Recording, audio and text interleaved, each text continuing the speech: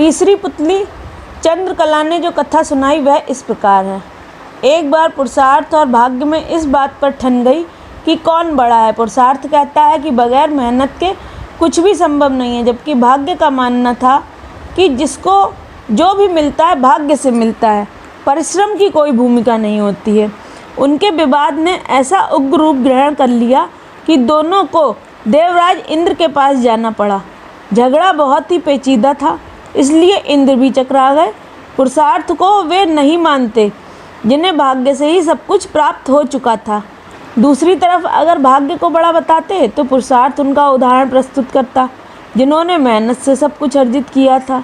असमंजस में पड़ गए और किसी निष्कर्ष पर नहीं पहुँचे।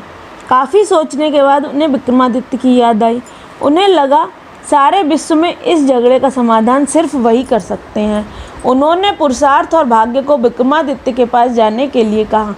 पुरुषार्थ और भाग्य मानव वेश में विक्रम के पास चल पड़े। विक्रम के पास आकर उन्होंने अपने झगड़े की बात रखी। विक्रमादित्य को भी तुरंत कोई समाधान नहीं सूझा। उन्होंने दोनों से 6 महीने की मोहलत मांगी और उनसे 6 महीने के बाद आने को कहा। जब वे चले गए तो विक्रमादित्य ने काफ़ी सोचा, किसी निष्कर्ष पर नहीं पहुंच सके, तो उन्होंने सामान्य जनता के बीच वेश बदलकर घूमना शुरू किया। काफ़ी घूमने के बाद भी जब कोई संतोषजनक हल नहीं खोज पाए तो दूसरे राज्यों में भी घूमने का निर्णय किया।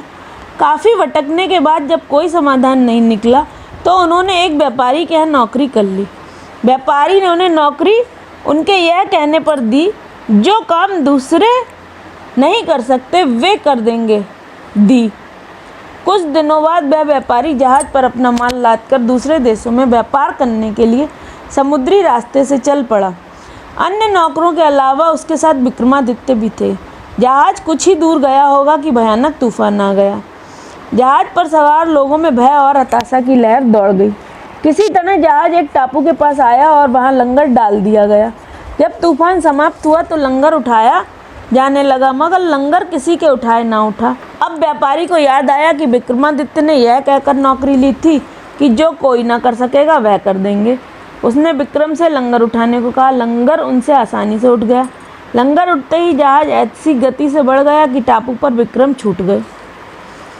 उनकी समझ में नहीं आया कि क्या किया जाए। द्वीप पर घूमने फिरने चल पड़े। नगर के द्वार पर एक पट्टिका टंगी थी जिस पर लिखा था कि वहाँ की राजकुमारी का विवाह विक्रमादित्य से होगा। वे चलते चलते महल तक पहुँचे। राजकुमारी उनका परिचय पाकर खुश हुई और दोनों का विवाह हो गया। कुछ समय बाद वे कुछ सेवकों को साथ ले अपने राज्य की ओर चल पड़े। रास्ते में विश्राम के लिए जहाँ डेरा डाला वहीं एक सन्यासी से उनकी भेंट हुई। सन्यासी ने उन्हें एक माला और एक छड़ी दी। उस माला की 2 विशेषताएं थीं। उसे पहनने वाला अदृश्य होकर सब कुछ देख सकता था तथा गले में माला रहने पर उसका हर कार्य सिद्ध हो जाता। छड़ी से उसका मालिक सोने से पूर्व कोई भी आभूषण मांग सकता था। सन्यासी को धन्यवाद देकर विक्रम अपने राज्य लौटे। एक उद्यान में ठहरकर संग आए सेवकों को वापस भेज दिया तथा अपनी पत्नी को संदेश भिजवाया कि शीघ्र ही वे उसे अपने राज्य बुलवा लेंगे। उद्यान में ही उनकी भेंट एक ब्राह्मण और एक भाट से हुई। वे दोनों काफ़ी समय से उस उद्यान की देखभाल कर रहे थे। उन्हें आशा थी कि उनके राजा कभी उनकी सुध लेंगे तथा उनकी विपन्नता को दूर करेंगे। विक्रम पसीज गए। उन्होंने सन्यासी वाली माला भाट को तथा छड़ी ब्राह्मण को दे दी। ऐसी अमूल्य चीज़ें पाकर दोनों धन्य हुए और विक्रम का गुणगान करते हुए चले गए।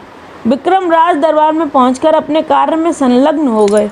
6 मास की अवधि पूरी हुई तो पुरुषार्थ तथा भाग्य अपने फैसले के लिए उनके पास आए। विक्रम ने उन्हें बताया कि वे एक दूसरे के पूरक हैं। उन्हें छड़ी और माला का उदाहरण याद आया। जो छड़ी और माला उन्हें भाग्य से सन्यासी से प्राप्त हुई थी, उन्हें ब्राह्मण और भाट ने पुरुषार्थ से प्राप्त किया।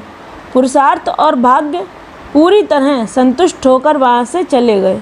सिंहासन बत्तीसी की अगली कहानी को जानने के लिए आप हमारे चैनल को सब्सक्राइब कीजिए, लाइक कीजिए, बेल आइकन का बटन हिट कीजिए ताकि आपको नेक्स्ट वीडियो की नोटिफिकेशन मिल सके।